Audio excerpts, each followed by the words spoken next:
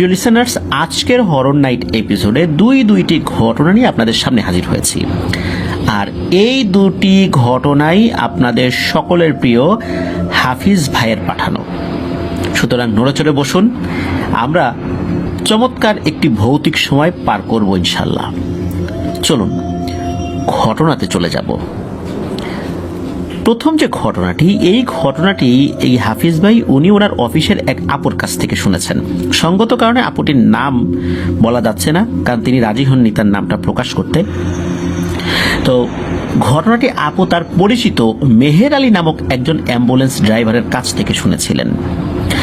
আর অ্যাম্বুলেন্সের ঘটনা কিন্তু আসলেই অন্যরকম হয়। হাফিজ ভাই এর আগে কিন্তু অ্যাম্বুলেন্সের ঘটনা পাঠান নাই, অ্যাম্বুলেন্সের ঘটনা উনি এই প্রথম পাঠালেন। আর এই যে মেহের আলী ভাই, এই ঘটনাটি সরাসরি উনি নিজেই দেখেছেন, অধিকাংশটাই আর কি। আর পরবর্তীতে কিছু ঘটনা যেটা অন্য লোকদের কাছ থেকে উনি শুনেছিলেন। এই ঘটনাটি ঘটেছিল একটি 15 বছরের মেয়ের লাশের সাথে। এবার আসি মূল ঘটনায়। সময়টা 1996 সালের দিকে। সেদিন সারাদিন বৃষ্টি হয়েছে এবং সন্ধ্যার সময়ও বৃষ্টি হচ্ছে। এই বৃষ্টির মধ্যেই মেহের আলী ঢাকা মেডিকেল কলেজ হসপিটালে অ্যাম্বুলেন্স নিয়ে দাঁড়িয়ে আছেন। সারাদিন বৃষ্টির মধ্যে অ্যাম্বুলেন্স নিয়ে দাঁড়িয়ে আছেন, আবহাওয়া খুবই খারাপ। এমন সময় তার কাছে দুজন 25 থেকে 30 বছর মানে এরকম বয়স আর কি দুটি ছেলে আসে। তারা মেহের আলীকে জানায় যে আজিমপুর থেকে একটা লাশ খুলনা বিভাগের সাতক্ষীরা জেলার তালা উপজেলার খলিলনগর ইউনিয়নে নিয়ে যেতে হবে। তো এই মেহের আলীর বাড়িও তালা উপজেলার জালালপুর ইউনিয়নে। তো পাশাপাশি ইউনিয়নে হয় বেশ স্বাচ্ছন্দ্য বোধ করেন মেহের আলী যে লাশ নিয়ে যাব, সাথে বাড়ি থেকে একটু ঘুরে আসব। তো অন্যান্য সময় যে ধরনের টাকা পয়সা উনি হাঁকেন অ্যাম্বুলেন্স ভাড়া, তো উনি তার তুলনায় বেশ কম টাকাই রাজি হয়ে যান। আর মেহের আলী ওই যে দুইজন লোক, এরা দুই ভাই ছিল, দুই ভাইয়ের সাথে লাশ নিয়ে যাওয়ার জন্য রাজি হন। সারাদিন বৃষ্টির কারণে রাস্তায় মানুষজন চলাচল কমই ছিল। তো দুই ভাইকে সাথে নিয়ে আজিমপুর এলাকার বেশ নিরিবিলি একটা জায়গায় একটা বাড়ির কাছে গিয়ে থামেন। এর মধ্যে দুই ভাইয়ের সাথে কথা বলে মেহের আলী বুঝতে পারেন এরা দুজন আপন ভাই এবং যিনি মারা গিয়েছেন সেই মেয়েটি তাদের একমাত্র ছোট বোন। তো ওনাকে সেই জায়গায় নিয়ে যাওয়া হয়েছে। আশেপাশে বাড়িঘর খুবই কম এবং যেই বাড়িতে লাশ রাখা হয়েছে ওই বাড়িটাও বেশ নিরিবিলি। অ্যাম্বুলেন্স ওই বাড়ির সামনে গেলে দুই ভাই নেমে বাড়ির মধ্যে চলে যান। তো মেহের আলী দেখেন যে এই বাড়িতে তেমন কোনো লোকজনই নেই। একটা বাড়িতে কেউ মারা গেলে ওখানে তো বেশ কিছু লোক থাকার কথা, তাই না? কিন্তু মনে হচ্ছে সব মিলিয়ে 4-5 জন হবে। তো মেহের আলী বেশ অবাকই হন। তারপরও ঢাকা শহরে একজন আর একজনের সাথে তো ওইভাবে মিলেমিশে থাকে না গ্রামের মতো, এই জন্য হয়তো বা লোকজন নাই। তো এই সমস্ত চিন্তা করে উনি বিষয়টা তেমন জোরালোভাবে আর নেন না। এর মধ্যে ওই দুই ভাই অ্যাম্বুলেন্সকে বাড়ির ভেতরে নিয়ে যেতে বলেন। তো মেহের আলী যতটুকু সম্ভব অ্যাম্বুলেন্স বাড়ির ভেতরে নিয়ে যান এবং ওই দুই ভাই এবং দুইজন মহিলা এবং তার সাথে একজন মাঝবয়সী পুরুষ এসে লাশটি গাড়িতে তুলে দেন। এরপর ওই দুই ভাই গাড়ি চালানোর জন্য মেহের আলী ভাইকে বলেন। তো মেহের আলী ভাই যখন লাশ নিয়ে বাসা থেকে বের হন তখন রাত প্রায় 10টা বেজে গেছে আনুমানিক। তো মেহের আলী গাড়ি চালাচ্ছেন এবং অ্যাম্বুলেন্সের ভেতর দুই ভাই লাশের সাথে বসে আছে। দুই ভাই নির্বিকার হয়ে বসে আছে, কারোর সাথে তেমন কেউ আসলে কথা বলছে না, সবারই মন খারাপ। ঢাকার রাস্তা পার হয়ে যখন সাভার এলাকায় অ্যাম্বুলেন্সটি ঢুকেছে তখন আবার বৃষ্টি শুরু হয়। তখন রাস্তায় গাড়ি ঘোড়া মানুষ নেই বললেই চলে। তো এভাবে গাড়িটা নবীনগর পর্যন্ত যাওয়ার পর শুরু হয় অদ্ভুত সব ঘটনা। অ্যাম্বুলেন্স যখন নবীনগর পার হয়ে মাঠের মধ্যে যেতে থাকে তখন মেহের আলী খেয়াল করে যে রাস্তার এক পাশে বিশাল এক কুকুরের লাইন। পিঁপড়া যেভাবে দলবদ্ধভাবে সিরিয়ালি হেঁটে চলে যায়, এই কুকুরের লাইনটা ঠিক সেভাবেই হেঁটে যাচ্ছে। এই কুকুরগুলোর সাইজ সাধারণ কুকুর থেকে 4-5 গুণ বড় হবে। প্রতিটি কুকুরের গলায় লোহার শিকল দিয়ে বাঁধা রয়েছে বা লোহার শিকলের একটা মালা রয়েছে। আর এই যে শিকলগুলো একটার সাথে আর একটা কানেক্টেড, মানে একটি কুকুরের সাথে আরেকটি কুকুর এই শিকল দিয়ে বাঁধা। তো মেহের আলী অ্যাম্বুলেন্সের আলোতে সামনে এগুলো দেখতে পেয়ে উনি গাড়ির গতি কিছুটা বাড়িয়ে দেন। যখনই এই কুকুরগুলো সোজাসুজি অ্যাম্বুলেন্সের কাছে চলে এসেছে তখন লাশের সাথে থাকা দুই ভাই যে যতটুকু জানে দোয়া দুরুদ পড়া শুরু করে।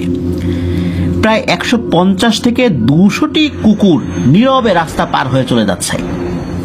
রাস্তা ক্রস করে চলে যাচ্ছে অ্যাম্বুলেন্সের সামনে দিয়ে। অ্যাম্বুলেন্স তো দাঁড়িয়ে যায় ওই সময়।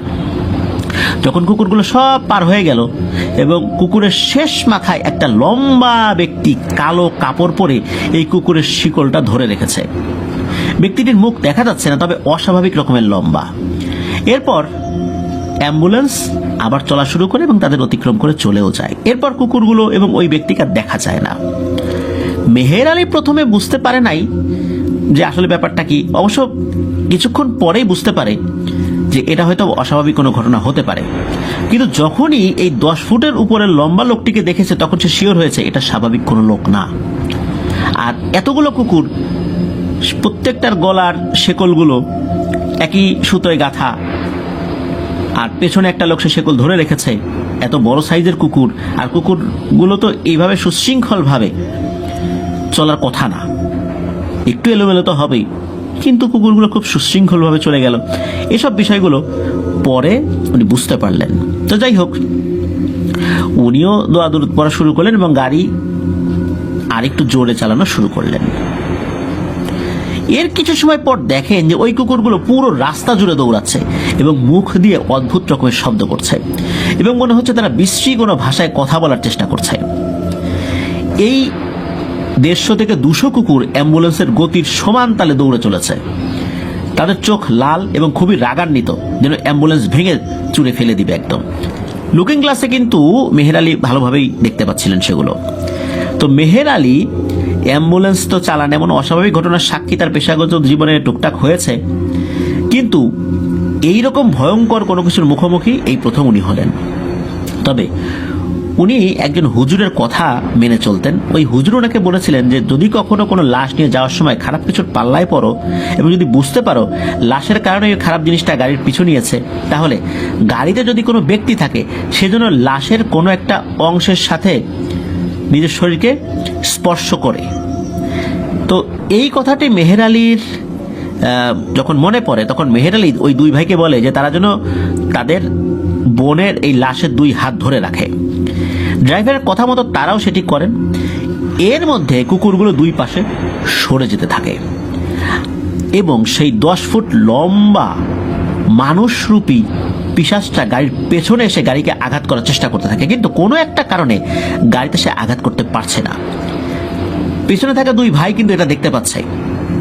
তারা দোয়া দরুদ পড়ছে জোরে জোরে। এদিকে মেহের আলী যত দ্রুত সম্ভব গাড়ি চালানোর চেষ্টা করছেন, কিন্তু আসলে মনে হচ্ছে গাড়িটা ওইভাবে আগাচ্ছেই না। এতক্ষণ এই যে ঘটনাগুলো ঘটছে এর মধ্যে কিন্তু কোনো গাড়ি সামনে দিয়ে আসেও নাই, আবার পেছন থেকে কোনো গাড়ি অ্যাম্বুলেন্সকে ওভারটেকও করে নাই। যাই হোক, এমন সময় সামনের দিক থেকে একটা আলো দেখতে পায় মেহের আলী। তো মেহের আলী বুঝতে পারে এটা সম্ভবত ট্রাকের আলো। উনি এই আলো দেখার পর পেছনে খেয়াল করেন, দেখেন যে না, পেছনে কিছু নাই। তখন মেহের আলী এবং ওই 2 ভাই একটু স্বস্তি পান। মেহের আলী ওই 2 ভাইকে বলেন যে লাশের গাড়িতে এমন কিছু ঘটনা ঘটতেই পারে। একটা পর্যায়ে ট্রাকটা অ্যাম্বুলেন্সকে পার করে চলে যায়। এর কিছু পরে যখনই অ্যাম্বুলেন্স আবার মাঠের মধ্যে এসেছে, মানে রাস্তার 2 পাশে মাঠ, তখন তারা দেখেন শত শত কাক গাড়ির চারপাশে ঘোরাঘুরি করছে। কিন্তু কাকের আওয়াজ এটা শুনেই বুঝতে পারেন গাড়িতে থাকা ওই সেই 2 ভাই এবং মেহের আলী যে বিপদ কিন্তু তাদের পিছু ছাড়ে নাই। এই আওয়াজটা হচ্ছে সেই বিশ্রী ভাষায় কোনো কিছু একটা বলার মতো। এটা ঠিক কাক ডাকলে যেরকম আওয়াজ হয় না, ওরকম না। এই আওয়াজটা ওই কুকুরের গলা থেকেও কিন্তু আসছিল। যেহেতু সারাদিন এবং সন্ধ্যার পরও বৃষ্টি ছিল, এখন বৃষ্টি না পড়লেও ড্রাইভার চাইলেও কিন্তু খুব বেশি জোরে গাড়ি চালাতে পারছে না, কারণ রাস্তা তো পিচ্ছিল হয়ে আছে। তো মেহের আলী 2 ভাইকে বলেন আপনারা ভয় পাবেন না, ইনশাল্লাহ কিচ্ছু হবে না। এই কাকগুলো এমনভাবে 3 দিকে ঘিরে রেখেছে বাইরের কোনো কিছু দেখা যাচ্ছে না, কিন্তু এই কাকগুলো গাড়ির সামনের আলোয় আসতে পারছে না। এভাবে বেশ কিছু সময় কাকগুলো উড়ে মাঠের জঙ্গলের দিকে একসাথে চলে যায়, মানে উড়ে উড়ে চলে যায় আর কি। এর মিনিট 5 পরেই একটা জায়গায় কাঠের দোকান দেখতে পান তারা। এটা যে বাজারের মধ্যে নয়, এটা গ্রাম থেকে একটা পুকুরের পাশে কাঠ দিয়ে তৈরি একটা দোকান। এটা বাজারের আশেপাশে কোনো দোকান না। তো এই অ্যাম্বুলেন্স গিয়ে দোকানের সামনে গিয়ে দাঁড় করানো হয় বা দাঁড়ায়। তো মেহের আলী এবং ওই 2 ভাই নেমে আসেন। মেহের আলী দোকানে গিয়ে সিগারেট কেনেন এবং বিস্কুট এবং চা খান। তো ওই 2 ভাই গাড়ি থেকে নেমে ওই দোকানে বসেন। তো মেহের আলী কিছু খাওয়ার অনুরোধ করলেও ওই 2 ভাই কিছুই খায় না। মেহের আলী ওই দোকানদারকে জিজ্ঞেস করেন যে আপনার দোকান এত রাত্রে খোলা রাখার কারণ কি। তখন দোকানদার বলেন যে তার মূল কাজ হচ্ছে এই পুকুরটা পাহারা দেয়া। পাশে একটা পুকুর ছিল, আর পাশাপাশি কিছু আয়ের জন্য রাতে দোকান চালায়। রাতে অনেক ট্রাকের ড্রাইভাররা এখানে ট্রাক থামায়, তারপরে অনেক গাড়ি এখানে দাঁড়ায়, চাটা খায়, কিছু সময়ের জন্য বিশ্রাম নেয়। ভালোই কেনা বেচা হয় আর কি, বা বেচা কেনা হয়। আর শুধু যে চা বিক্রি করেন তা না, গরম দুধও বিক্রি করেন। কারণ হচ্ছে ওই সময় যারা গাড়ি নিয়ে যান অনেক সময় এনার্জি লেভেলটা কমে যায়, ঘুম আসে, অনেকে চা খায় না, তখন ওই গরম দুধটা খায়। এই জন্য গরম দুধটা উনি বিক্রি করেন। তো মেহের গরম দুধও ওই সময় খেয়েছিলেন। তো আবহাওয়া তো ওই রাত্রে খারাপ ছিল, এই জন্য গাড়ি ঘোড়ার পরিমাণ রাস্তায় কম। তো দোকানদার এটাও বলছিলেন আর কি। দোকানদারের সাথে মেহের আলী আলাপ করছে। এর মধ্যে দুই ভাইয়ের এক ভাই অ্যাম্বুলেন্সের কাছে যায় এবং গিয়ে চিৎকার করে ওঠে। তার চিৎকার শুনে অন্য ভাই মেহের আলী এবং দোকানদার এক দৌড়ে অ্যাম্বুলেন্সের কাছে যায়। তারা ওখানে কি আশ্চর্য হয়ে যায়, অ্যাম্বুলেন্সে লাশ নাই। দুই ভাই পাগলের মতো লাশ আশেপাশে খুঁজতে থাকে, সাথে অ্যাম্বুলেন্সের চালকও খুঁজতে থাকে। এক পর্যায়ে এই দুই ভাইয়ের মধ্যে যে ছোট, ও পুকুরের কাছে গিয়ে চিৎকার করে ওঠে, পুকুরে লাফ মারে সে। এটা দেখে ড্রাইভার সহ অন্য সবাইও, ওই দোকানদারও পুকুরের কাছে যায়, গিয়ে দেখে লাশ পুকুরের মাঝখানে পানি থেকে একটু উপরে রয়েছে, মানে মাঝখানে দেখা যাচ্ছে, কিন্তু লাশ পানিতে কিন্তু স্পর্শ করছে না, মানে পানি থেকে একটু উপরে। আর ওই ভাই পানিতে লাফ দিয়ে লাশের কাছে যাওয়ার চেষ্টা করছে। এটা দেখে বড় ভাইটাও পুকুরে লাফ দেয়। দুই ভাই যখনই লাশের কাছাকাছি যাবে, সেই মুহূর্তে লাশ পুকুরের আর এক পাশে সাঁ করে চলে যায়। আবার দুই ভাই সেখানে যায়, ঠিক আগের মতো লাশ একাই পুকুরের আর এক পাশে আবার চলে যায়। এই দৃশ্য দেখে ওই দোকানদার ড্রাইভারকে জিজ্ঞেস করেন এর কারণ কি। তখন ড্রাইভার লাশ নিয়ে আসার পথে যা যা ঘটেছে সব ঘটনা দোকানদারকে খুলে বলেন। এটা শুনে দোকানদার দুই ভাইকে তাড়াতাড়ি উঠে আসতে বলেন যে ভাই তোমরা তাড়াতাড়ি উঠে আসো, লাশের পিছনে সময় দিও না, বিপদে পড়ে যাবা। কিন্তু দুই ভাই তো বোনের লাশ এভাবে রেখে উঠে আসতে চায় না। দোকানদার তাকে আশ্বস্ত করেন যে এই লাশে কিচ্ছু হবে না, কিন্তু এখন যদি আপনারা উঠে না আসেন আপনাদের ক্ষতি হবে। অনেক কিছু বোঝানোর পর দুই ভাই পুকুর থেকে উঠে আসে। এদিকে ওই দোকানদার কিছু শুকনো কাঠ এবং বাঁশ দিয়ে পুকুরের চারপাশে আগুন ধরিয়ে দেন। দুই ভাই উঠে আসার পর দোকানদার বলেন আপনারা এখন ধৈর্য ধরে অপেক্ষা করেন, এখান দিয়ে মাঝরাতে একজন আলেম যান, তাহাজ্জুদের নামাজ পড়েন, পাশাপাশি মসজিদের ইমামতি করেন। উনি খুব ভালো মানুষ, উনি এই বিষয়গুলোর খুব ভালো সমাধান করতে পারেন, উনি আসা পর্যন্ত আপনারা অপেক্ষা করতে হবে। তো দোকানদার এবং মেহের আলী দুই ভাইকে অনেক বুঝিয়ে অপেক্ষা করতে বলেন। আর এদিকে কি ওই লাশ কিন্তু পুকুরের এপাশ ওপাশ একা একাই ঘুরে বেড়াচ্ছে, মানে লাশটা যে হেঁটে যাচ্ছে তা না, কিন্তু পানির থেকে মনে হচ্ছে আধ হাত উঁচুতে ভেসে বেড়াচ্ছে আর কি, একবার এই পাশে যায় ওপাশে যায়, মানে মনে হচ্ছে বাতাসে এদিক ওদিক ঘুরে বেড়াচ্ছে। এদিকে ওই দোকানদার পুকুরের আশেপাশে যত কাঠের চলা শুকনো বাঁশ ছিল একের পর এক আগুন ধরিয়েই যাচ্ছে। রাত 2টার দিকে হুজুর একটা বাইসাইকেল নিয়ে দোকানের দিকে আসেন, তখন দোকানদারটাকে থামতে বলেন। সবাই মিলে রাতে ঘটে যাওয়া ঘটনাটি হুজুরকে বলেন এবং দুই ভাই খুব কান্না করতে থাকেন।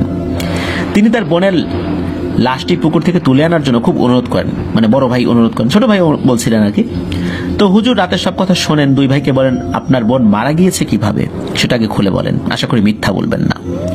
তখন বড় ভাই সব কথা খুলে বলেন। তিনি বলেন আমার বোনের উপর ভয়ঙ্কর এক কালো জাদু করা হয়েছিল, আমার বোন সেই যন্ত্রণা থেকে মুক্তি পাওয়ার জন্য আত্মহত্যা করেছে। তো হুজুর বলেন পুরো ঘটনাটি খুলে বলতে। তখন বড় ভাই বলেন ঘটনা শুরু আজ থেকে 3 বছর আগে। আমাদের বাড়ির পাশে একটা বিল আছে, আমার ছোট বোন প্রতিদিন ভোরবেলা শাপলা ফুল তুলতে যেত।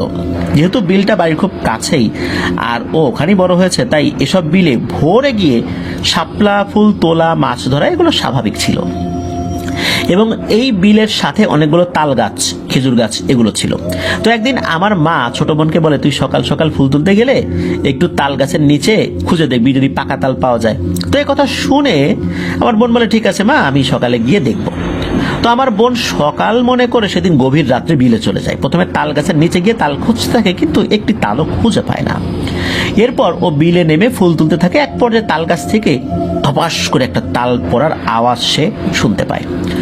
ও বিল থেকে উঠে ফুলগুলো বিলের ধারে রেখে তাল গাছের নিচে যায়, গিয়ে দেখে যে নিচে অসংখ্য তাল পড়ে রয়েছে, অথচ কিছুক্ষণ আগেও কিন্তু সে দেখেছে গাছের নিচে একটা তালও ছিল না। ও তালগুলো একটা একটা করে গুছিয়ে এক জায়গায় জড়ো করছে। হঠাৎ ও খেয়াল করে কালো পোশাক পরা একটা লম্বা মানুষ, সেও তাল গুছিয়ে তার মতো করে এক জায়গায় রাখছে। ওই লম্বা লোকটিকে দেখে আমার বোন বলে আপনি কে? তখন ওপাশ থেকে ওই জিনিসটা বলে ওঠে, আমি তোমার জন্য তাল গুছিয়ে রাখছি, এখন থেকে তুমি প্রতিদিন এসে তাল নিয়ে যাবা। একথা শুনে আমার বোন বলে, আপনার মুখটা দেখি আপনাকে তো চিনি না, তো আমি দেখি তো চিনি কিনা। এই কথা বলার পর ওই জিনিসটা কোনো উত্তর না দিয়ে মানুষের মতো করে তাল গাছ বেয়ে ওঠা শুরু করে। এটা দেখে আমার বোন সোজা বাড়িতে চলে আসে এবং বাড়িতে এসে আমাদেরকে বলে যে কি ঘটনা ঘটেছে। তখন আমরা আমার বোনকে বকা দেই যে এবং গভীর রাত্রে সে কেন গিয়েছে। তখন আমার বোন বলে যে সে মনে করেছিল সকাল হয়ে গেছে। যাই হোক, আমার বোনের মুখে এত তাল পড়ার কথা শুনে আমরাও ওই বিলের ধারে তাল গাছের নিচে যাই। গিয়ে দেখি আসলেই অনেকগুলো তাল পড়ে রয়েছে, কিন্তু তালগুলো আধা পাকা। গাছ থেকে পাকা তাল পড়ার কথা, আধা পাকা তাল পড়ার কথা না। কিন্তু এগুলো প্রায় সব আধা পাকা এবং প্রায় 30টির মতো তাল পড়েছিল। কিন্তু যে ব্যক্তিটিকে আমার বোন দেখেছিল, আমরা গিয়ে তাকে আর দেখতে পাইনি, এবং যে তাল গাছ বেয়ে ওঠার কথা বলেছিল সেই গাছেও ভালো করে খুঁজেও তাকে আর দেখতে পাইনি। যাই হোক, এরপর আমরা বাসায় চলে আসি, সব স্বাভাবিকভাবেই চলছিল। এর প্রায় 4 মাস পর সকাল মনে করে গভীর রাত্রে আবারও আমার বোন বিলে ফুল তুলতে যায়। ডাঙার কাছাকাছি ফুল তুলতে তুলতে যে একটু বেশি পানির মধ্যে যাবে, হঠাৎ ও দেখে সেই লম্বা কালো পোশাক পরিহিত লোকটি অনেকগুলো ফুল হাতে নিয়ে দাঁড়িয়ে আছে এবং বিলের মাঝখানে তাকে ফুল নিয়ে যাওয়ার জন্য ডাকছে, কিন্তু তার মুখটি দেখতে পাচ্ছে না ও। এটা দেখার পরই আমাদের বোন দ্রুত বাড়ির দিকে মুখ ঘুরিয়ে শাপলা ফুল হাতে নিয়ে বিলের থেকে উঠে আসার চেষ্টা করে। ও যখন নাকি বাড়ির দিকে মুখ করে বিলের ভিতর থেকে উঠে আসার চেষ্টা করছিল, তখন কিছু একটা পেছন থেকে দ্রুত পানির নিচ দিয়ে তার কাছে আসতে থাকে। এর মধ্যে কোনো কিছুতে তার পায়ের নিচে একটা আঘাত করে। সে বিল থেকে উঠে বাড়ি চলে আসে। বাড়ি এসে সে দেখে যে পায়ের গোড়ালিতে কেটে গেছে। তখন সে তার মাকে ডাকে এবং যা যা ঘটেছে সব বলে। মা তখন তাকে আবারও বকা দেয়, তুই আবারও মাঝরাতে কেন বাইরে গেছিস? তারপর মা কাটা জায়গায় কাপড় পেঁচিয়ে দেয় এবং পরিবার থেকে কড়াকড়ি নির্দেশ থাকে আর যেন ফুল তুলতে বা তাল কুড়োতে সে আর না যায়। এর মধ্যে তার শরীর শুকিয়ে যেতে থাকে। একদিন মাঝরাতে ঘুম ভেঙে দেখা যায় বোনটি পাশে নেই। সবাই মিলে খুঁজতে খুঁজতে গিয়ে দেখা যায় সে তাল গাছের নিচে অচেতন অবস্থায় পড়ে আছে। সবাই ধরাধরি করে বাড়িতে নিয়ে আসা হয়। ওর জ্ঞান ফিরলে তাল গাছের কাছে কেন গেল জিজ্ঞেস করলেও কিছুই বলতে পারে না, এবং তাকে যে তাল গাছের কাছ থেকে অজ্ঞান অবস্থায় পাওয়া গেছে এটাও সে বিশ্বাস করে না, কারণ সে তো বাসায় ঘুমিয়েছিল। এদিকে বোনের অবস্থা খারাপ হতে থাকে, ডাক্তার কবিরাজ দেখানো হয়, তবুও সুস্থ হয় না। এভাবে অনেক দিন চলে যায়। একদিন গভীর রাতে ছোট ভাই ঘুম ভেঙে দেখে যে তার ছোট বোন বাড়ির উঠোন দিয়ে একা একাই হাঁটতে হাঁটতে বিলের দিকে যাচ্ছে। এটা দেখে তো ছোট ভাই ডাকাডাকি শুরু করে। এরপর আমরা সবাই মিলে বাইরে গিয়ে দেখি বিলের ধার দিয়ে বোন সেই তাল গাছের দিকে যাচ্ছে। আমরা পেছন থেকে তাকে যতই ডাকাডাকি করি সে শুনতে পায় না। যখনই আমরা দ্রুত তার কাছে গিয়ে তাকে ধরেছি, তখনও অজ্ঞান হয়ে পড়ে যায়। এবং সাথে সাথে আর একটা জিনিস লক্ষ্য করি, বড় আকৃতির একটা কালো কুকুর বিলের উপর দিয়ে হেঁটে হেঁটে জঙ্গলের দিকে চলে গেল। এদিকে আমাদের ডাকাডাকিতে মা বাবা চলে এসেছে। সবাই মিলে ছোট বোনকে বাড়িতে নিয়ে যাই। আমরা সবাই বুঝতে পারি যে তার উপরে খারাপ কিছু নজর পড়েছে। আমরা পরদিন দুপুরে একজন ভালো কবিরাজের কাছে নিয়ে যাই। উনি সব শোনেন, ঝাড়ফুঁক করেন, তেল পরা দেন, পানি পরা দেন এবং 1 সপ্তাহ পর যেতে বলেন। আমরা 1 সপ্তাহ পর গেলে তিনি আমাদেরকে বলেন এক ধরনের তান্ত্রিক পিশাচের খপ্পরে পড়েছে এই মেয়েটি। এই তান্ত্রিক পিশাচের অসংখ্য খারাপ জিন শিষ্য রয়েছে। এই পিশাচটি এই মেয়েটার রক্ত নিয়ে কালো জাদু করেছে। বিলের মধ্যে যখন ওর পা কেটে যায়, মূলত ওই পিশাচটি জলের নিচ দিয়ে এসে ওর পায়ের কাছে তার ধারালো নখ দিয়ে কেটে কয়েক ফোঁটা রক্ত নিয়ে নেয়। তার দ্বারা এই মেয়েটাকে কালো জাদু করা হয়েছে। আর এই মেয়েকে চিকিৎসা দ্বারা সুস্থ করা সম্ভব নয়, বিশেষ করে কবিরাজের পক্ষে সম্ভব নয়। আরো বড় কোনো কবিরাজ দেখানোর জন্য ওই কবিরাজ পরামর্শ দেন। আর যদি সম্ভব হয়, যত দূরে সম্ভব এই মেয়েটাকে পাঠিয়ে দিতে হবে। এই কথা বলার পর 1 বছর ওই মেয়েটাকে ঢাকাতে রাখা হয় আর আমার মামার বাসায় রাখা হয়। আমরা 2 ভাইও এখানেই থাকি, এখানে আমরা কাজ করি আর বোনকে দেখে শুনে রাখি। এর মধ্যে সে কিছু সময় ভালো থাকে আবার কিছু সময় খারাপ থাকে। আমার বোনটি বারবার বলতো এই যন্ত্রণার জীবনের চেয়ে মৃত্যু ভালো। আজ আমার বোন যন্ত্রণায় টিকতে না পেরে গলায় ফাঁস দিয়ে আত্মহত্যা করেছে।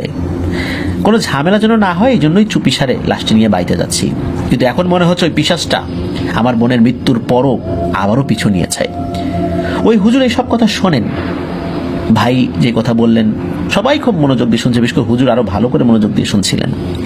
তো দোকানদারের কাছ থেকে হুজুর এক গ্লাস পানি চান।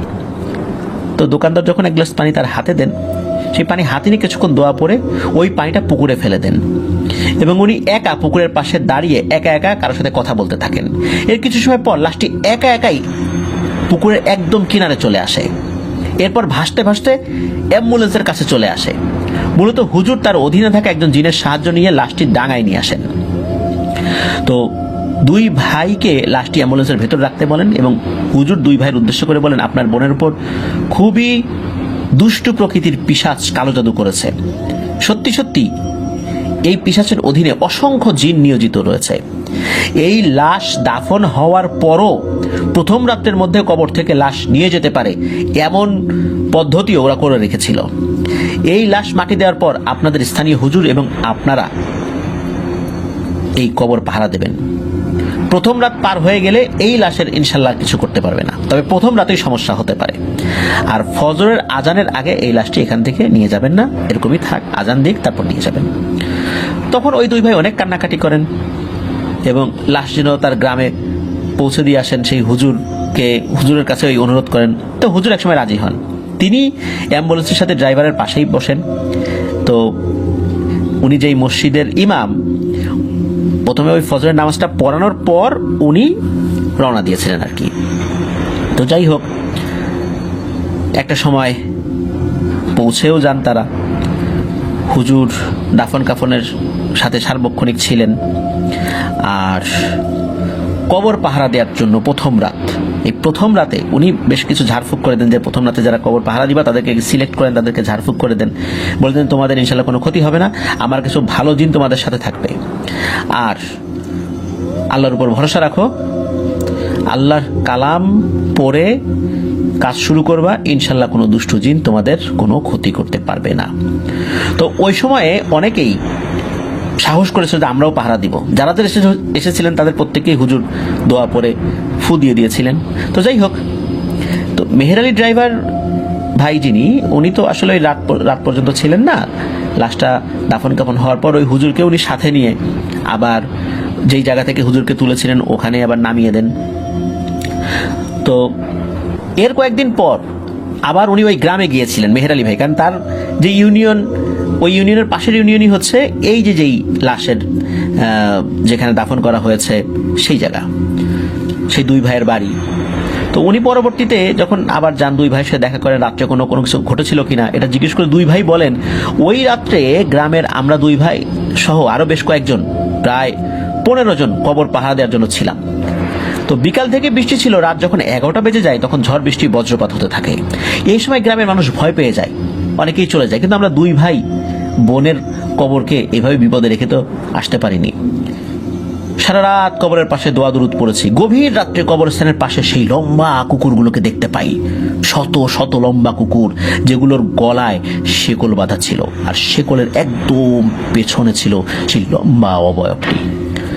আমরা অনুভব করি যে এরা চলে এসেছে, এটা তো দেখেছি, কিন্তু অনুভব করি যে আশেপাশে আরো কিছু ভালো জিনের অস্তিত্ব এসেছে, বা অনুভব করতে পারছি ভালো জিনের অস্তিত্ব। আর এই জিনগুলো ওই জিনগুলোকে কোনোভাবে দূরে তাড়িয়ে দেওয়ার চেষ্টা করছে। আর ওই পিশাচগুলো রাগে অনেক দূরের বড় বড় গাছের ডাল ভেঙে ফেলছিল, কিন্তু কোন একটা অদৃশ্য কারণে আমার বোনের কবরের ধারের কাছে আসতে পারছিল না। একটা সময় ফজরের আজান দেয় এবং পরিস্থিতি সব স্বাভাবিক হয়ে যায়।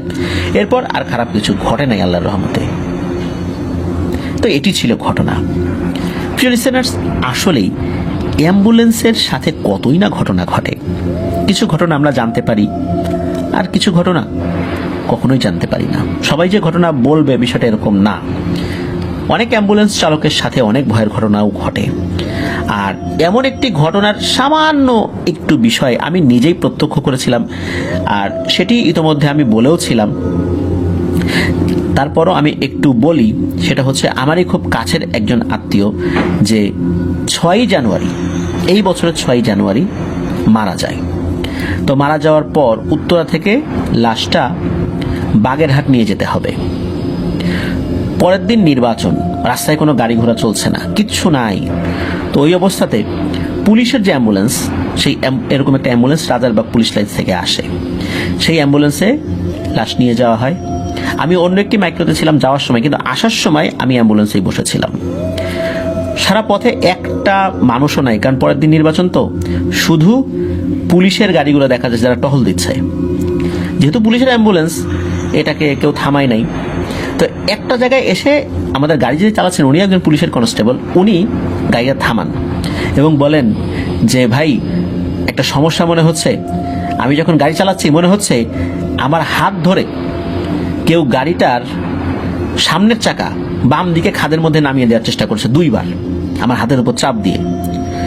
তখন উনি গাড়িটা থামানোর পর এমন জায়গা থামান, সেখান থেকে একটু সামনে একটা চায়ের দোকান ছিল। তো ওখানে আমরা চা খাই। ইতোমধ্যে বেশ কিছু টহল পুলিশও চলে আসে, কারণ আমরা তো ওখানে আগন্তুক। তো তারা যখন দেখেন এটা পুলিশের অ্যাম্বুলেন্স, সব কথা জিজ্ঞেস করার পর ওনারা আবার ওখান থেকে চলে যান। তো অ্যাম্বুলেন্সে থাকা অবস্থাতে আমি নিজে অ্যাম্বুলেন্সের চালক ভাইয়ের কাছ থেকে এই কথাটা শুনলাম। আমি নিজে ওই সময় অ্যাম্বুলেন্সে বসা, 6 জানুয়ারি রাতের বেলা, ভোর হলেই নির্বাচন। বুঝতেই পারছেন, খুব বেশি দিন আগের কথা না। তো এমন একটি ব্যাপার কিন্তু আমি নিজে ওই অ্যাম্বুলেন্সে থাকা অবস্থায় প্রত্যক্ষ করেছি। এবং আমার কাছে একবার মনে হলো যে হঠাৎ করে রাস্তার একটু সাইডে কোনো কারণ ছাড়াই অ্যাম্বুলেন্সটি চলে গেল। মূলত যখনই হাতের বাম দিকে তার স্টিয়ারিংটা ঘুরিয়েছে, স্বাভাবিকভাবে হাতের বাম দিকে একটু যাবে। তো এটা স্বাভাবিকভাবে নিলেও এরকম 2 বার হওয়ার পরে উনি গাড়িটা থামিয়েছিলেন। তবে বাকি পথে আল্লাহর রহমতে আর কোনো সমস্যা হয়নি, আলহামদুলিল্লাহ। তো এটা কিন্তু আমার নিজের প্রত্যক্ষ করা একটা ব্যাপার, এবং তারিখ সহ বলে দিলাম যে কবে হয়েছিল।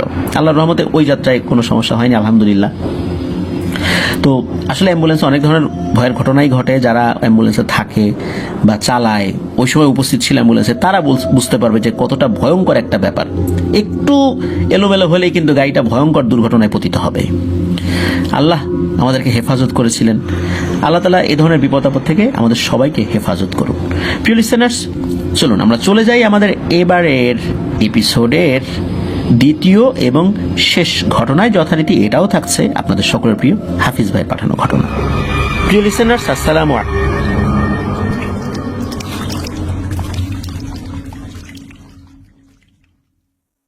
আবারও স্বাগতম জানাচ্ছি প্রিয় লিসেনার্স আমাদের হরর নাইট এপিসোডের 44তম আয়োজনের দ্বিতীয় এবং শেষ ঘটনায়।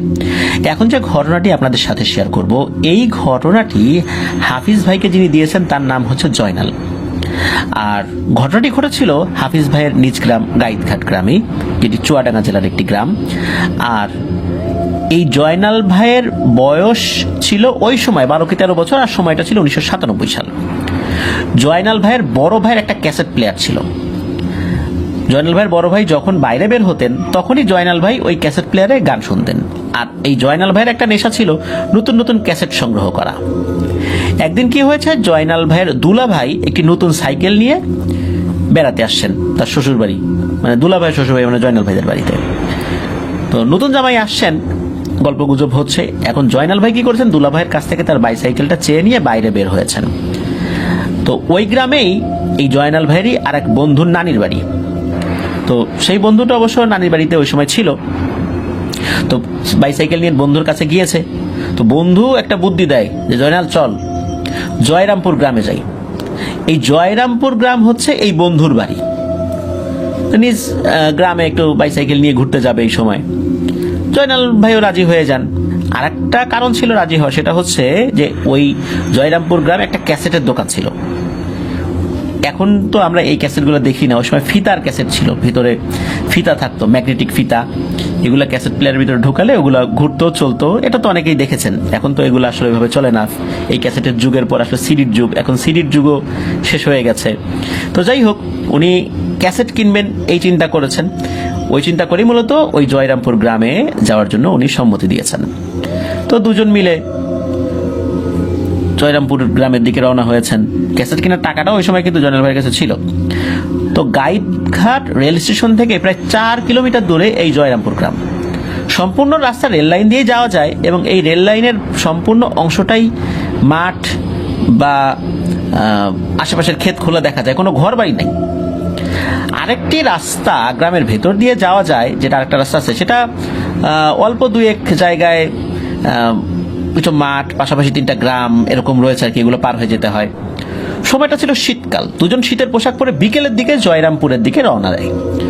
তো ওনারা যখন রেল লাইন ধরে যাচ্ছিলেন তখন গ্রামের জনা দুয়েক লোকের সাথে তার দেখা হয়। জিজ্ঞেস করে, কিরে কোথায় যাচ্ছিস? জয়নাল তার বন্ধুকে দেখিয়ে বলে যে ওদের বাড়িতে যাচ্ছি। কথা বলার পর গ্রামের লোকজন তেমন কিছু বলে না। তো ওরা তো সন্ধ্যার বেশ কিছু আগেই পৌঁছে যায় ওই জয়রামপুর গ্রামে। তো সেখানে একটা ক্যাসেট বিক্রির দোকান থেকে জয়নাল ভাই একটা গানের ক্যাসেটও কেনেন। এরপর জয়নাল ভাই তার বন্ধুর সাথে তার বন্ধুর বাড়িতে যায়। তো একটা জিনিস বলে রাখা ভালো, এই জয়নাল ভাই তার বড় ভাইয়ের সাথে এর আগে অনেকবার এসেছে জয়রামপুর গ্রামে, বেশিরভাগই এই রেল লাইন ধরে এসেছে, আর অল্প কয়েকবার গ্রামের রাস্তা দিয়ে এসেছে। আস্তে আস্তে সময় গড়িয়ে সন্ধ্যার আজান দিয়ে দেয়। শীতের সময় হয়, চারদিকে অন্ধকার নেমে এসেছে। জয়নাল ভাই তার বন্ধুকে বাড়ি যাওয়ার জন্য বারবার বলতে থাকে। তার বন্ধুও বলে একটু পর যাচ্ছি, একটু পর যাচ্ছি। মূলত তার বন্ধু তার নিজের বাড়িতে আসলে আসছে, তো চিন্তা করছে যে তার বাবা তো এখনো বাড়িতে আসে নাই, বাবা বাড়িতে আসলে বাবার কাছ থেকে কিছু টাকা নেব, তারপরে আবার জয়নালের সাথে গাইডঘাট গ্রামে চলে যাব তার নানির বাড়িতে। তো এই যে জয়নাল ভাই বারবার বাড়ি যাওয়ার জন্য বলতে থাকলেও এক পর্যায়ে রাগ করে বলে যায় আমি চলে গেলাম। আর তার বন্ধুও বলে যে আমার আব্বা এখন আসলো না, টাকা ছাড়া যায় কিভাবে, তুই চলে যা, আজকে আর আমি যাব না। এদিকে জয়নাল ভাই তার বন্ধুর মুখে এই কথা শোনার পর তার রাগ আরো বেড়ে যায়। তো উনি কি করেছেন, রাগ করে একাই সাইকেল নিয়ে বেরিয়ে গেছেন। এদিকে চারদিকে অন্ধকার হয়ে এসেছে। সাইকেল নিয়ে জয়রামপুর মাঠ পাড়া নামক একটা এলাকা ছিল, ওইখানে চলে আসছে। শীতকাল হলেও বেশ কিছু দূরে জিনিস দেখা যাচ্ছে তখন, ওইভাবে কুয়াশা তখনও পড়ে নাই। তো উনি গ্রাম ছেড়ে কিছুটা দূরে চলে এসেছেন, তখন রেল লাইনের ডান পাশে একটা মাটির রাস্তা দেখতে পান। তো উনি মনে করছেন এটা বুঝি ওই গ্রামে যাওয়ার রাস্তা। বলে রাখা ভালো, জয়রামপুর থেকে একটু মাঠ পার হয়ে ওই গ্রামটা পড়ে। তো ওই গ্রামের পরে চাঁদপুর গ্রামের ভেতর দিয়ে গাইডঘাট গ্রামে আসা যায়। তো জয়নাল ভাইও 2-3 বার এই সকল গ্রাম দিয়ে জয়রামপুর এসেছে। তো জয়নাল ভাই ভেবেছে এটাই বুঝি সেই রাস্তা। তো উনি ওই রাস্তায় ঢুকে গেছেন সাইকেল নিয়ে। তো ওই মাটির রাস্তায় যাওয়ার কারণ হচ্ছে যদি রেল লাইন ধরে উনি যান সেক্ষেত্রে তার বাইসাইকেলটি ছিনতাইকারী নিয়ে যেতে পারে, কারণ ওই রাস্তায় রাতের বেলা লোকজন চলাফেরা করে, ওই সময় চুরি ছিনতাইও হতো। তো বাড়ি থেকে সাইকেল নিয়ে আসছেন, তাও আবার দুলাবার সাইকেল, যদি এইভাবে একটা ঘটনা ঘটে যায় তখন বিষয়টা খুব খারাপ দেখা যাবে না? তো নানান চিন্তা করে গ্রামের রাস্তা মনে করে ওই মাঠের রাস্তায় উনি ঢুকে গেছেন। এভাবে একটা সময় মাঠের গভীরে চলে গেছেন উনি। কিছু সময় সাইকেল থেকে নেমে সাইকেল ঠেলেও নিয়ে যেতে হয়েছে, ওই রাস্তায় সাইকেল চালাতে পারছিলেন না। একটা পর্যায়ে এই জয়নাল ভাই চারদিকে আখের ক্ষেত মানে কুশোরের ক্ষেত দেখতে পান। কোথাও কোনো মানুষ বা গ্রাম আর উনি খুঁজে পাচ্ছেন না। আসলে জয়রামপুর থেকে কিছুটা মাঠ পার হয়ে উক্ত গ্রামে যেতে হয়। তো উনি এটা ভেবেই মাঠের দিকে আগাচ্ছিলেন আর কি। এক পর্যায়ে উনি যখন সামনে আর রাস্তা দেখতে পান না তখন জয়নাল ভাই খুব ভয় পেয়ে যান এবং কান্না করতে থাকেন। উনি দূর থেকে বড় একটা বিশাল বড় আম বাগানের মতো কোনো একটা বাগান দেখতে পান। তো উনি ভাবেন আম বাগানের ওই পাশে হয়তো বা বাড়িঘর আছে। তো জয়নাল ভাই সাইকেল নিয়ে হেঁটে হেঁটে সাইকেল ঠেলতে ঠেলতে ওই আম বাগানের ভেতরে গিয়ে দেখেন আম বাগানের মাঝখানে আগুন জ্বলছে। জয়নাল ভাই ভাবেন এখানে কোনো মানুষ শীতের মধ্যে আগুন জ্বালিয়ে তাপ নিচ্ছে, কারণ শীতকালে তো আমরা এরকম দেখতেই পাই। তো জয়নাল ভাই আগুন দেখে যেমন খুশি হন, একটু ভয়ও পাচ্ছিলেন, যদি তারা খারাপ মানুষ হয় তাহলে তার সাইকেলটা কেড়েও নিতে পারে। তারা ভাবতে ভাবতে জয়নাল ভাই সাইকেল নিয়ে আগুনের কাছে চলে যান। তা আগুনের কাছে চলে গিয়ে দেখেন একজন 80 বছরের বৃদ্ধা এবং 8-9 বছরের একটা বাচ্চা মেয়ে আগুনের কাছে বসে রয়েছে। তখন ওই ছোট মেয়েটি বৃদ্ধার চুলের মধ্যে উকুন খুঁজছে। তারা জয়নাল ভাইকে দেখে হতভম্ব হয়ে যান।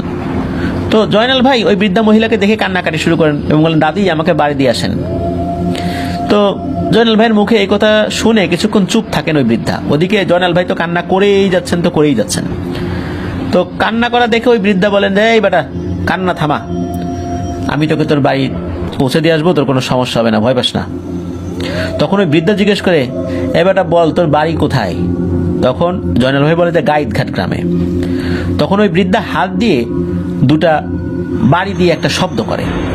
আমরা যেমন 2 হাত দিয়ে তালি বাজাই না, ঠিক সেইভাবে শব্দ হওয়ার সাথে সাথে একটা আম গাছ থেকে দ্রুত কয়েকটা হনুমানের মতো প্রাণী নেমে আসে এবং জয়নাল ভাইয়ের দিকে খুবই রাগান্বিতভাবে তাকিয়ে মুখ দিয়ে বিশ্রী রকমের শব্দ করছে। তো এটা দেখে জয়নাল ভাই অনেক ভয় পেয়ে যান, আরো কান্নাকাটি করতে থাকেন। তখন ওই বৃদ্ধা ওই হনুমানের মতো প্রাণীকে বলেন যে এই ছেলে বিপদে পড়ে আমাকে দাদি ডাকছে আর আমার কাছে সাহায্য চাইছে, এই ছেলেটাকে সাহায্য করতে হবে, চল একে ওর গ্রামে পৌঁছে দিয়ে আসি। তখন রাত আনুমানিক সর্বোচ্চ 8টা হবে। সেই সময়ের প্রেক্ষিতে আর শীতকালে আর ওই গ্রামে রাত 8টা মানে তো অনেক রাত। তো ওই বৃদ্ধা জয়নালকে বলে, যাই বেটা তুই আমাদের পিছনে পিছনে আসবি। জয়নাল বলে, হ্যাঁ দাদি আসবো। কিন্তু ও তখনও কিন্তু কান্না করেই যাচ্ছে। প্রথমে ওই হনুমানের মতো প্রাণীটা যাচ্ছে আর তার পিছনে পেছনে ওই বাচ্চা মেয়েটি, তার পেছনে বৃদ্ধা, বৃদ্ধার পেছনে জয়নাল, এইভাবে হাঁটা শুরু করেছে। এক পর্যায়ে তারা রেল লাইনে উঠে পড়ে। এভাবে কিছুদূর হাঁটার পর ফাঁকা পুল নামক একটা জায়গায় চলে আসেন তারা। যারা গাইডঘাট এবং জয়রামপুর আছেন তারা হয়তো বা বুঝতে পারবেন, এই জায়গাটা চিনে থাকবেন। এই ফাঁকা পুলের উপরে দুজন লোক বসেছিল। তো তাদের কাছ থেকে যখন এনারা কিছুটা দূরে, তখন ওই দুইজন ব্যক্তি তড়িঘড়ি করে মাঠের ভিতরে ও মা গো বাবা গো বলে এ কি দেখলাম রে বলে দৌড়াতে থাকে। তো জয়নাল কিন্তু এদের দৌড়ানোর কারণ আসলে এভাবে বুঝে উঠতে পারে না। এবার আরো কিছু দূর যাওয়ার পর জয়রামপুর মানে এই জয়রামপুরের দিকে একজন লোক আসছিলেন, মানে উল্টো দিকে আসছিলেন আর কি, মানে গাইডঘাট গ্রাম থেকে জয়রামপুরের দিকে আসছিলেন। তো উনি যখন একটু দূরে, আর যখনই এই জয়নাল ভাইদের এই হাঁটার লাইন যেটা আসছিল, সামনেটা হনুমানের মতো প্রাণী এটা সেটা যেগুলো আছে আর কি, যখনই মুখোমুখি হয়েছে তখন ওই লোকটা চিৎকার দিয়ে মাঠের দিকে দৌড়াতে থাকে, ওরে বাবা গো মা গো রে খেয়ে ফেললো রে। তো জয়নাল ভাই এবার হাত দিয়ে ইশারা করে ডাকতেছে, ও ভাই ভাই ভয় না, এদিকে আসো এদিকে আসো। আসলে লোকগুলো যে আসলে কেন ভয় পাচ্ছে এটা কিন্তু জয়নাল ভাই বুঝতে পারছে না। তো যাই হোক, আগের মতোই তারা হাঁটছেন। তারা যখন গাইডঘাট গ্রামের কাছাকাছি পৌঁছে যাবেন, মানে পৌঁছানোর একটু আগে একটা জায়গা আছে, তাকে স্মৃতিসৌধ বলে। বাংলাদেশের যে কয়েকটা রেল দুর্ঘটনার ইতিহাস আছে, অন্যতম ভয়াবহ দুর্ঘটনাটি এই জায়গায় ঘটেছিল। পুরো একটি ট্রেন এখানে পড়ে গিয়েছিল এবং শত শত মানুষ এখানে নিহত হয়েছিলেন। এবং স্মৃতি হিসাবে এখানে একটি শহীদ মিনার বা একটা স্মৃতিসৌধ করা হয়েছে। এই স্মৃতিসৌধের আশেপাশে অনেক ভৌতিক ঘটনা রয়েছে, এগুলো পর্যায়ক্রমে ইনশাল্লাহ হাফিজ আমাদেরকে পাঠাবেন বলে বলেছেন। তো যাই হোক, ওইখানে অনেকগুলো খেজুর গাছ ছিল। রাতে বা দিনে যারা ওখানে ওই খেজুর গাছটা ইজারা নিতেন আর কি, রস সংগ্রহ করতেন, তারা কিন্তু ওখানে পাহারা দিতেন, রাতে হোক দিনে হোক। কারণ রাস্তার পাশে হওয়ার কারণে অনেক বাচ্চা ছেলেপেলে দুষ্টু লোকজন এই রস খেত, রসের হাড়িগুলো নষ্ট করে ফেলতো, ঢিল দিত, হাড়িগুলো ভেঙে ফেলতো, এই জন্য কিন্তু সবসময় পাহারা দিতে হতো।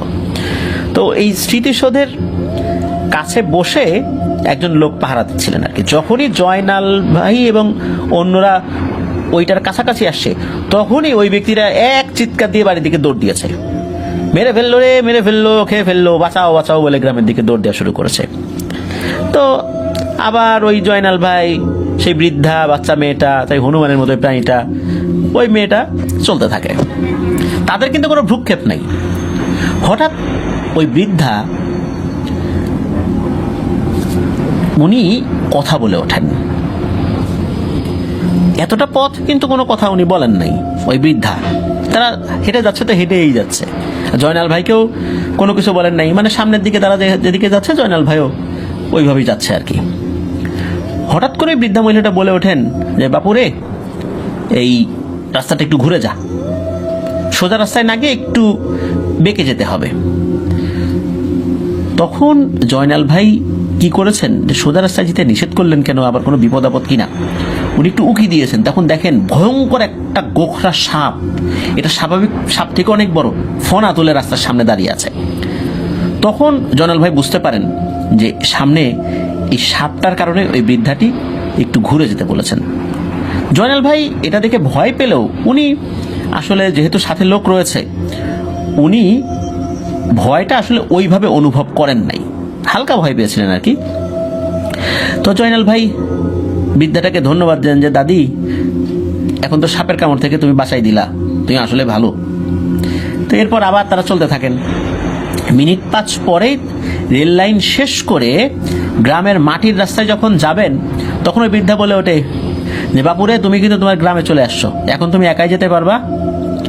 তখন আবার ওই জয়নাল ভাই বলে ওঠে, দাদি আমার সাথে আমাদের বাড়িতে চলেন। তখন বৃদ্ধা বলে, এই বেটা তোর বাড়িতে গেলে আমার কি খেতে দিবি? তখন জয়নাল ভাই বলে, দাদি আমাদের বাড়িতে মিষ্টি আছে, দুলাভাই নিয়ে আসে, তোমাকে খাওয়াইতে পারি। তখন এরই মধ্যে ওই বৃদ্ধা বলে ওঠেন যে আচ্ছা যা, আজকে না, অন্য আর একদিন তোর কাছে আমি মিষ্টি খাবো, আজকে সময় নেই, অনেক কাজ আছে। তো এই কথা যখন হচ্ছে তখন জয়নাল ভাই দেখে তার দুই চাচা আর খেজুর গাছ পাহারা দেওয়ার ওই ব্যক্তি দূর থেকে চিৎকার করে বলছে, জয়নাল তুই সাইকেল রেখে দৌড় দে দৌড় দে দৌড় দে, তাড়াতাড়ি দৌড় দে। আর চাচারা দূর থেকে মনে হচ্ছে কিছু দেখে ভয় পাচ্ছে, এদিকে চাচাকে দেখে জয়নাল ভাই ভয় পায়। এই কারণে ভয় পায়, সাইকেল নিয়ে যেতে না বলে বলছে সাইকেল রেখে দৌড় দে। ঘটনা কি, কারণটা কি? মানে উনি তো আসলে অতটা বয়স হয়নি, বুঝতে পারছেন না যে আসলে কারণটা কি, কেন এইভাবে বলছেন, আর তার সাথে যেগুলো রয়েছে এগুলো আসলে কি, এটাও তো জয়নাল ভাই আসলে বুঝতে পারছেন না। তবে এতটুকু বুঝতে পারেন যে তাকে হয়তো সবাই খুঁজছে, এই জন্য ডাকছে, আর তাকে এইভাবে ডাকছে, দেরিতে বাড়িতে আসছে, তখন ধরে নিয়ে গিয়ে বাড়িতে মারধর করবে। তো যাই হোক, বাড়িতে তো যেতেই হবে। জয়নাল ভাই ওই দাদি যাকে ডেকেছিল তার কাছ থেকে বিদায় নিয়ে যখনই জয়নাল ভাইয়ের চাচাদের কাছাকাছি এসেছেন, তখন চাচারা শাসন করার পরিবর্তে উল্টো জয়নাল ভাইকে আদর করা শুরু করছে, মনে হচ্ছে জয়নাল ভাইকে বকাঝকা করবে, মারধর করবে। তখন ওই খেজুর গাছ পাহারা দেওয়া লোকটা জিজ্ঞেস করে, হ্যাঁ জয়নাল, তোর সাথে ওই 3টা দানব আসলো কোত্থেকে? আবার তাদের সাথে তুই কথাও বলতেছিলি, তোর ভয় লাগে নাই? তখন জয়নাল ভাই বুঝতে পারে এতক্ষণ সবাই ভয় পেয়ে কেন পালাচ্ছিল। জয়নাল ভাই এইবার খুব ভয় পায়, তখন সব কথা চাচাকে খুলে বলে। তখন উপস্থিত সবাই বলে যে আমরা শুনছি যে তুই সাইকেল নিয়ে জয়রামপুর গেছিস, এই কথা শুনে আমরা আগায় আসছি। আসার পথে দেখি যে একজন দৌড়াতে দৌড়াতে গ্রামের দিকে আসছে, জিজ্ঞেস করলে কি হয়েছে, বলে যে তোর সাথে নাকি বিশাল আকৃতির 3টা দানবকে দেখেছে। এই কথা তো বিশ্বাস করিনি, এই জন্য তাকে সাথে নিয়ে আগায় আসি, চিন্তা করছি তোর ভয়ানক কোনো একটা বিপদ হতে যাচ্ছে। এসে দেখি তুই সত্যি 3টা দানবের সাথে কথা বলতেছিস। এই 3টা দানবের 3টাই একরকম হনুমানের মতো দেখতে, কিন্তু হনুমানের থেকে 4-5 গুণ বা আরো বেশি গুণ লম্বা হবে। আর এগুলোর প্রত্যেকটার শরীরে মনে হচ্ছে লোমে ঢাকা, আর মুখটা পুড়ে যাওয়া বন মানুষের মতো। মানে হনুমানের মুখটা কালো থাকে, কিন্তু এদের মুখটা মনে হচ্ছে যে কালো তো কালোই, মনে হচ্ছে পুড়ে ঝলসে গেছে এমনটা। এবং দূর থেকেও স্পষ্ট বোঝা যাচ্ছিল, তারা এটা বুঝতে পারছিলেন। তো এটা দেখেই তো ওই জয়নাল ভাইকে দৌড় দিতে বলছিলেন আর কি তারা। এই সমস্ত কথা শুনে জয়নাল ভাই খুব ভয় পেয়ে যান। সবাই মিলে জয়নাল ভাইকে বাড়িতে নিয়ে যান। জয়নাল ভাইয়ের তো প্রচন্ড জ্বর আসে, যদিও বা 1 সপ্তাহ পর জ্বর ঠিক হয়ে যায়, খুব একটা সমস্যা আর হয়নি। এরপর কেটে যায় প্রায় 14 বছর, সাল 2011। তো একদিন জয়রামপুর গ্রামে তার এক আত্মীয় মারা যায়, মানে জয়নাল ভাই আত্মীয় মারা যায়, লাশ মাটি দিয়ে ফিরতে ফিরতে রাত প্রায় 11টা বেজে যায়। তো জয়নাল ভাই জয়রামপুর রেল লাইন ধরে হাঁটা শুরু করলে যখন ওই ফাঁকা পুল নামক ওই জায়গার কাছে আসে, তখন হঠাৎ করে দেখে যে রাস্তার উপর একজন মাথা নিচু করে বসে আছে। জয়নাল ভাই কাছাকাছি আসতে একটা আওয়াজ ভেসে আসে, সেটা হলো, কিরে নাতি, মিষ্টি তো খাওয়ালি না, এই বলে হাসি দেয়। একথা শুনে জয়নাল ভাই যখনই ওই মহিলার দিকে তাকিয়েছে, দেখে সেই বৃদ্ধা একদিন যে তার অনেক উপকার করেছিল। সাথে এটাও মনে পড়ে যে চাচারা বলেছিল এটা ছিল ভয়ঙ্কর দানব। ওই কথা মনে পড়তেই আসলে জয়নাল ভাই তো মারাত্মক ভয় পেয়েছেন। তো উনি এটা নিতে পারেন না, সাথে সাথে অজ্ঞান হয়ে যান। তো জয়নাল ভাই যখন ঘুম ভাঙে, তখন গভীর রাত, উনি দেখেন পরিবারের সবাই তার পাশে রয়েছে। তখন জয়নাল ভাইকে জিজ্ঞেস করে কি হয়েছে। তো জয়নাল ভাই এটা বলেছেন, অজ্ঞান হয়ে গেছেন, ওনার কিছু মনে নাই। এরপরে লোকজন ওই পথ দিয়ে ফেরার সময় জয়নাল ভাইকে দেখে তখন তাকে উঠিয়ে নিয়ে আসে। তো যাই হোক, জয়নাল ভাই তো বলেন যে আসলে উনি অজ্ঞান হয়ে গিয়েছিলেন, ভয়টাই পেয়েছেন। তবে খুব বেশি ডিপে যে বলেছেন, যে খালি বলেছেন যে ভয় পেয়েছেন, হ্যাঁ, একদম যে ওই মহিলা মিষ্টি খেতে চেয়েছেন এটা সেটা ওইভাবে আসলে তেমন বলেন নাই। তো জয়নাল ভাই এরপরে ভালো একজন হুজুরের সাথে বিষয়টি নিয়ে আলোচনা করেন। হুজুর সব ঘটনা শুনে তাকে বলেন যে এরা খারাপ শ্রেণীর জিন হলেও কাউকে কোনো ক্ষতি করে না, আর তোমাকে ছোটবেলায় উপকার করেছে শুধুমাত্র দাদি বলে ডাকার কারণে। আর তুমি কান্না করছিলে, পাশাপাশি তোমার বয়স কম ছিল, এই কারণে তোমাকে সেদিন উপকার করেছিল। এখন যেহেতু রাস্তায় তোমাকে দেখে বৃদ্ধা জিনটা মজা করে তোমার কাছে মিষ্টি খেতে চেয়েছে, আর তুমি তো ভয় আসলে অজ্ঞান হয়ে গিয়েছো, যাই হোক, তোমার কোনো উপকার ছাড়া ক্ষতি করবে না। তুমি যদি মনে করো তুমি ওই বৃদ্ধাকে মিষ্টি দিয়ে আসতে পারো, ওরা তোমার কোনো ক্ষতি করবে না। তো হুজুরের এই কথাগুলো জয়নাল ভাইয়ের খুব মনে ধরে। 2014 সালের দিকে জয়নাল ভাইয়ের একটা ছেলে সন্তান হয়। উনি সিদ্ধান্ত নেন এই খুশিতে ওই বৃদ্ধাদের জন্য উনি মিষ্টি নিয়ে যাবেন। উনি 12 কেজি খুব ভালো মানের মিষ্টি নিয়ে কাউকে কিছু না বলে ওই বৃদ্ধার উদ্দেশ্যে যায়। তো সেই জায়গায় যাওয়ার পরে দেখেন ওই বৃদ্ধা, সেই ছোট্ট মেয়েটি এবং ওই হনুমানের মতো প্রাণীটি ওখানে দাঁড়িয়ে আছে। জয়নাল ভাই সেই বৃদ্ধার কাছে আসতে, বৃদ্ধা বলে, তুই এখানে আসতেছিস, আমি এই খবর পাইছি, আমি অনেক খুশি হয়েছি যে তুই আমরা কে জানার পরেও মিষ্টি নিয়ে আসছিস। তখন জয়নাল ভাই, দাদি এখন থেকে আমার যখন মন চাইবে তোমার জন্য মিষ্টি নিয়ে আসবো। তো ওই বৃদ্ধা জয়নালের সন্তানের জন্য একটা স্বর্ণের চেইন উপহার দিয়েছিল। এরপর থেকে এখন পর্যন্ত জয়নাল এবং ওই বৃদ্ধার মাঝে দেখা সাক্ষাৎ হয়, কথা হয়, এখনো ভালো একটা সম্পর্ক রয়েছে। তো ওই যে বৃদ্ধা ছোট মেয়ে আর যে হনুমানের মতো প্রাণীটা, এটা নাকি অনেকবারই ওই জয়নাল ভাইয়ের পরিবারকে নাকি দেখা দিয়েছে, তবে ভিন্ন ভিন্নভাবে এসেছে। তবে জয়নাল ভাইয়ের পরিবার এটা দেখে কখনোই ভয় পায় নাই। তো এটাই ছিল ঘটনা। আসলে কখন যে কোন ঘটনা মানুষের জীবনে ঘটে যাবে, মানুষের জীবনের মোড়টাকে পরিবর্তন করে দিবে, এটা আসলে বলাটা খুবই মুশকিল। যেমনটা হয়েছিল জয়নাল ভাইয়ের সাথে। জয়নাল ভাই খুবই খারাপ শ্রেণীর পিশাচ প্রকৃতির জিনদের খপ্পরে পড়লেও ওই জিনগুলো তার উপকার করেছিল, আর সেই জিনগুলোর সাথে এখনো তার সম্পর্ক রয়েছে। এটি ছিল ঘটনা। ধন্যবাদ জানাচ্ছি হাফিজ ভাইকে চমৎকার দুটি ঘটনা আমাদের সাথে শেয়ার করার জন্য। আশা করছি আমাদের লিসেনাররাও ঘটনা দুটি দারুণভাবে উপভোগ করেছেন। প্রিয় লিসেনার্স, আপনাদের সবাইকে ধন্যবাদ জানাচ্ছি যারা এতক্ষণ আমাদের সাথে যুক্ত ছিলেন।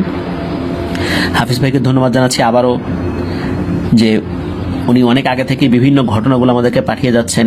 আপনার প্রত্যেকটি ঘটনাই আপনারা সবাই খুব পছন্দ করেন, প্রশংসা করেন। আশা করছি তার কাছ থেকে আরও ঘটনা ইনশাল্লাহ আমরা পাবো। প্রিয় লিসেনার্স, আজকের এই এপিসোডটি এখানেই শেষ করতে হচ্ছে। সবাই ভালো থাকবেন, সুস্থ থাকবেন, আমার জন্য দোয়া করবেন, আমার পরিবারের জন্য দোয়া করবেন, আপনাদের জন্য দোয়া রইল, আপনাদের পরিবারের প্রত্যেকের জন্য দোয়া রইল।